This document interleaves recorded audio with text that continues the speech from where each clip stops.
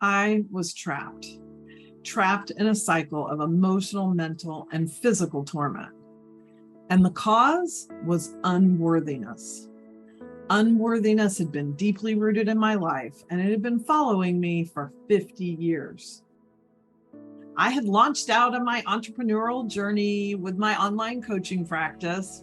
I took all the right courses and did all the right things. I had an incredibly positive attitude. I couldn't imagine anything but success.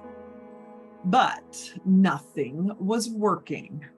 I spent all my money. I went bankrupt. I gave up my apartment to keep from being evicted.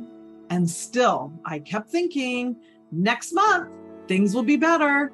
Next month, next month, next month, until I'm in my car Googling homeless shelters because I had nowhere to live in 2 days and trying to figure out how to have a car accident that looks like an accident and not suicide. Well, that's part of my story. You can hear it all at my How to Feel Worthy workshop. Head over to my bio, get all the details, and register with the link there.